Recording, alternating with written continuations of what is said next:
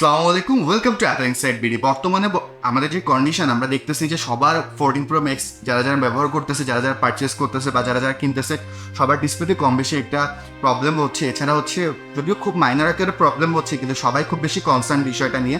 যেহেতু একটা ফোনের দাম প্রায় 1.5 লাখ টাকা, সবাই এত টাকা দিয়ে একটা ফোন পারচেস করেছে, সবাই খুব বেশি টেনশন ফিল করতেছে যে আমার ডিভাইসটা কবে হতে পারে, কি হবে না, বা হচ্ছে কেন হচ্ছে, বা বলে সলিউশন কোথায়। তো এখনো হচ্ছে আমি টোটাল ইন ডিটেলস ভিডিও নিয়ে আলোচনা করবো।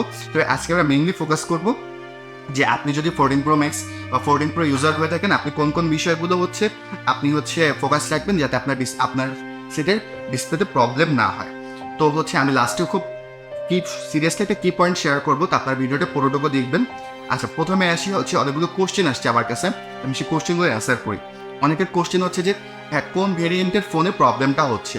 আসলে ভাই এটা স্পেসিফিকভাবে বলা যায় না, যে কারণ আমরা যদি একটু রিসার্চ করে দেখি যে আইফোন ম্যানুফ্যাকচার হয় ওয়ার্ল্ডের 4-5টা দেশে, এবং তাদের সাপ্লাইয়ার খুবই লিমিটেড। যেমন ডিসপ্লে সাপ্লাই নেন হচ্ছে তারা স্যামসুংয়ের কাছ থেকে, আগে বিওইয়ের কাছ থেকে নিত, হ্যাঁ বিওই সম্ভবত, হ্যাঁ যাই হোক হইতে পারে। তো তাদের কাছ থেকে নিত, কিন্তু এখন আর নেয় না, তাদের কোয়ালিটি কন্ট্রোল ইস্যুর জন্য স্যামসুংয়ের কাছ থেকে নেয়। এবং হচ্ছে আরেকটা কোশ্চেন আসছে যে হচ্ছে ভাই সব দেশে কি হচ্ছে, আমি যতটুকু আর্টিকেল কেটে দেখলাম যে ওয়ার্ল্ডের অন্যান্য দেশে খুবই মাইনর আকারে, তবে আমাদের দেশে এটা খুব বেশি আকারে। এর পিছনে অনেকগুলো রিজন থাকতে পারে, এই বেসিক রিজনগুলো আমি শেয়ার করি। যে আমাদের দেশে যে কারেন্টের হার্স, এটা একটু ডিফারেন্ট, এটা ফ্ল্যাকচুয়েট করে। অন্য দেশে হার্সটা একদম পারফেক্টলি থাকে, এটা ফ্ল্যাকচুয়েট করে। তারপর হচ্ছে চার্জার, আমরা সাধারণত হচ্ছে যে চার্জারটা পাই এটা মেড ইন জিনজিরা হইতে পারে, বা হচ্ছে দুবাই হইতে পারে, দুবাই কপি হইতে পারে। তো আপনি যেহেতু 1.5 লাখ টাকা দিয়ে একটা ফোন পারচেস করতেছেন, আপনি অবশ্যই চেষ্টা করবেন যে 3-3.5 বা 4,000 টাকা দিয়ে একটা অরিজিনাল চার্জার পারচেস করতে গেল। তারপরে হচ্ছে আরেকটা জিনিস হচ্ছে আপনি হচ্ছে ওভার হিটিং করে ফেলেন। তো আমি হচ্ছে আপনাদের একটা সলিউশন দিব যে এই কাজগুলো করলে হয়তোবা যদিও এটার এক্সাক্ট রিজন জানা যায়নি যে এটা কেন হচ্ছে। 13 Pro Max থেকেও এখন পর্যন্ত এটার এক্সাক্ট রিজন এখনো জানা যায়নি, আমি আবারও মেনশন করতেছি। তবে হচ্ছে কিছু কিছু আর্টিকেল অনুযায়ী বা কিছু কিছু রিসার্চারের অনুযায়ী হচ্ছে যতগুলো আসছে, এই বিষয়গুলো যদি আপনি মেনটেন করে থাকেন, আমি এটার পরে অনেক বেশি রিসার্চ করছি, দ্যাটস ওয়াই আমি আপনাদের কাছে ভিডিওটা মেক করতেছি। যদি আপনি বিষয়গুলো মেনটেন করে ব্যবহার করতে থাকেন, তাহলে আশাবাদী যে আপনার ডিভাইসটা হওয়ার চান্স খুবই কম, ডিসপ্লেতে সমস্যা হওয়ার চান্স খুবই কম। তবে আরেকটা জিনিস হচ্ছে কি, এটা বেসিক্যালি যে প্রবলেমটা হয়, এই প্রবলেমটা হচ্ছে মূল সূত্রপাত হচ্ছে গরম, ওভার হিটিং। তো আপনাকে সবসময় এটা মেনটেন করতে হবে যেন সেটটা ডিভাইসটা ওভার হিটিং না হয়। আপনি হচ্ছে প্রথম শর্ত হচ্ছে আপনি ওভার হিটিং থেকে দূরে থাকবেন, যেন সেটটা ওভার হিটিং না হয়। আচ্ছা, এরপর আপনি কিছু কিছু বিষয় যদি মেনটেন করে ব্যবহার করেন, তাহলে হচ্ছে আশাবাদী প্রবলেমটা হবে না। আমরা জানি যে 14 Pro বা 14 Pro Max-এ এবার হচ্ছে তারা দিয়েছে 2000 নিটস পিক ব্রাইটনেস। তো দ্যাট মিনস হচ্ছে ডিসপ্লেটা হচ্ছে 2000 নিট পর্যন্ত ব্রাইটনেস উঠতে পারে।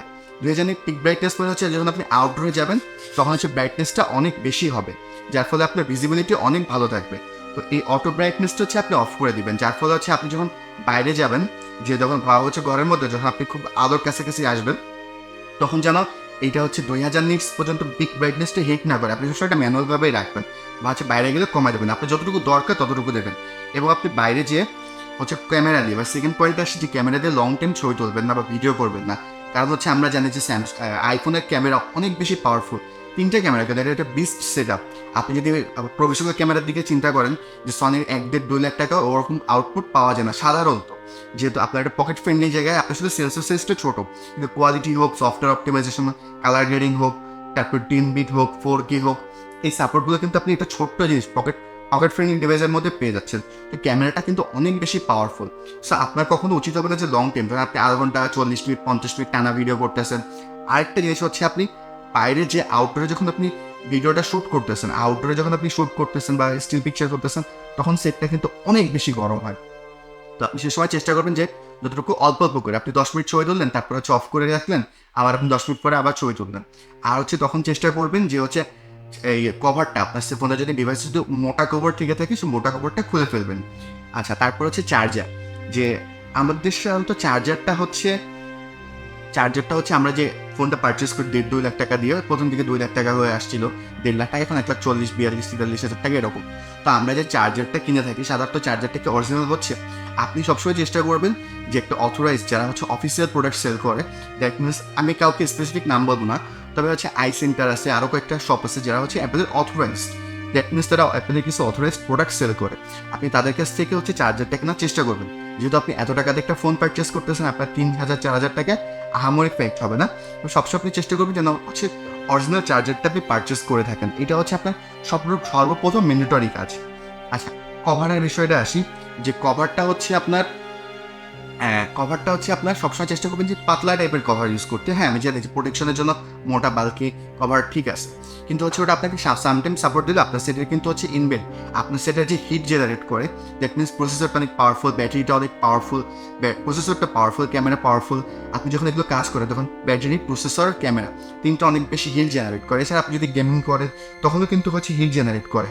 তো হচ্ছে যখন হচ্ছে আপনি চেষ্টা করবেন যে কভারটা খুলে রাখতে বা হচ্ছে হিট জেনারেট না করতে। তারপরে হচ্ছে আরেকটা জিনিস হচ্ছে যে আপনি অলওয়েজ অন যে ডিসপ্লে অপশনটা আছে এটা অফ রাখবেন, কারণ অলওয়েজ অন ডিসপ্লেটা হচ্ছে সেট যদি 24 ঘন্টা চলতেই থাকে তাহলে কিন্তু সেটটা রেস্ট পায় না। আর যদি টেকনোলজির অনেক অ্যাডভান্স, অনেক সুন্দর করেই তৈরি করা, তারপর আপনি চেষ্টা করবেন যে যদি না হলো যে অলওয়েজ অন ডিসপ্লেটা আপনি যদি, যেহেতু বর্তমানে প্রবলেমটা দেখা যাচ্ছে, অলওয়েজ অন ডিসপ্লেটা আপনি অফ করে রাখবেন। তারপরে হচ্ছে চার্জিং, এটা হচ্ছে সব থেকে গুরুত্বপূর্ণ বিষয়। আপনি যখন চার্জ দিবেন তখন চেষ্টা করবেন যে 30 থেকে 80%, আমার ডেডিকেটেড ভিডিও আছে যে ব্যাটারি হেলথ কীভাবে মেনটেন করতে হবে, আপনারা সেটা দেখে আসতে পারেন। এবং আমি আপনাকে বেসিক আইডিয়া দিচ্ছি যে আপনি 30 থেকে 80% চার্জ দিবেন এবং 30 থেকে এখন 50-60% হয়ে যাবে, 50 থেকে 60% হয়ে যাবে, আপনি 10 মিনিট চার্জারটা অফ করে রাখবেন। তারপরে সেটা নর্মাল টেম্পারেচারে চলে আসলে তখন হচ্ছে আপনি করবেন, আবার চার্জে দেবেন, 80%-এর বেশি দেবেন না। আপনার যদি ইন কেস অফ ইমার্জেন্সি হয় যে আপনার ডে ট্যুরে যাচ্ছেন বা হচ্ছে আপনার পুরো চার্জটা দরকার হয়, আপনি মাঝে মাঝে 100% করলেন, তখন প্রবলেম নাই।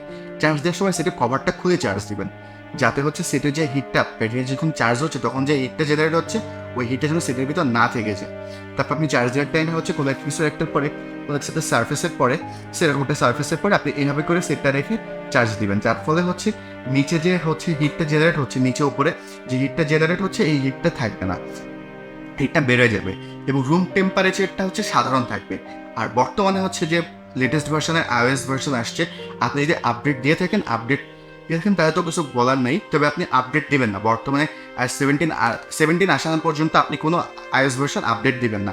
এই iOS ভার্সন আপডেট দেওয়ার ফলে সেটটা হচ্ছে তখন টোটালটা নতুন করে হচ্ছে রিক্যালিব্রেট করে, মানে ওএসটা নতুন করে সেট আপ হয়। টোটাল ওএসটা যখন নতুন করে সেট আপ হয় তখন হচ্ছে একটা প্রবলেম হতে পারে, যেহেতু সেটটা হিট জেনারেট করে ফেলতে পারে। আর আপনি যখন আপডেটটা দিবেন তখন হচ্ছে অবশ্যই ওয়াইফাইটা দেবেন এবং সেটের টেম্পারেচার নর্মাল টেম্পারেচার থাকে। নর্মাল টেম্পারেচার বলতে হচ্ছে রুম টেম্পারেচার। আপনি মনে করেন কিছু করতেছেন, গেম টেম খেলতেছেন বা ভিডিও টিডিও করে এসে দেখেন আপডেট আসছে, আপনি ইনস্ট্যান্ট আপডেট দিয়ে দিলেন। তো এরকমটা করবেন না। রুমে আসার পরে রুম টেম্পারেচারে যখন সেটা নর্মাল টেম্পারেচারে চলে আসবে তখন আপনি আপডেটটা দিবেন এবং হচ্ছে সেটা 70 থেকে 80% চার্জ রাখবেন। আর হচ্ছে রুমে যেন ফ্যান চলে বা এসি চলে, ঠিক আছে, এগুলো হচ্ছে মেনটেন করে ব্যবহার করবেন। তো অনেকগুলো কি পয়েন্ট আমি শেয়ার করলাম, যে আপনি মোটা কভার ইউজ করবেন না, তারপর হেভি গেমিং করবেন না, কভার হচ্ছে ফুলে চার্জ দিবেন, তারপর ফটোগ্রাফি ভিডিওগ্রাফি টাইমে ফুলে করবেন, তারপরে হচ্ছে অলওয়েজ অন ডিসপ্লেটা অফ করে রাখবেন, তারপর অটো ব্রাইটনেস অফ করে রাখবেন, তারপরে হচ্ছে আপনার চার্জারটা হচ্ছে অরিজিনাল চার্জার ইউজ করার চেষ্টা করবেন, তারপর অতিরিক্ত হেভি গেমিং করবেন না। তো আপনি যদি এভাবে করে কিছুদিন মেনটেন করতে পারেন, আপনি যদি এভাবে করে মেনটেন করতে পারেন, তো আশাবাদী যে আপনার ডিভাইসটির প্রবলেম হবে না। কারণ একটা ডিভাইসে যদি প্রবলেম হয়ে যায়, 1.5 লাখ টাকা দাম একটা সার্টেন এক্সাম্পল, যে 1.5 লাখ টাকা একটা ডিভাইসের যদি প্রবলেম হয়ে যায় 1,20,000 থেকে 1,50,000 লাখ টাকা পর্যন্ত এই ডিভাইসে যদি প্রবলেম হয়ে যায়, তো এটা ডিসপ্লে কস্ট কিন্তু অনেক টাকা, অলমোস্ট 50,000 টাকা প্লাস কিন্তু 14 Pro Max-এর ডিসপ্লের দাম। তো তখন এটা হচ্ছে যে টাকাতে আপনি একটা ফ্ল্যাগশিপ কিলার ফোন কিনতে পারেন অ্যান্ড্রয়েডের, এটা ফ্ল্যাগশিপ কিলার বা বর্তমানে সেকেন্ড হ্যান্ড 12 পাওয়া যায় এই দামে। তো আপনার উপর কিন্তু অতিরিক্ত বার্ডেন হয়ে দাঁড়াবে এবং আপনি সেটা রিসেলগুলো ভালো পাবেন না। এছাড়া আরও একটা ডিভাইস একবার খুললে কিন্তু আরও প্রবলেম হইতে পারে। আপনি যদি এভাবে মেনটেন করে ব্যবহার করতে থাকেন তো আশাবাদী আপনার ডিভাইসের প্রবলেম হবে না। তারপর আমি যদি নেক্সট কোনো আপডেট পাই আপনার কাছে শেয়ার করবো। এছাড়া যদি আপনাদের কোনো কোশ্চেন থাকে বা কোয়ারি থাকে আপনারা আমাকে কোশ্চেন করতে পারেন, আমি সবার কোশ্চেনে রিপ্লাই দেওয়ার চেষ্টা করি।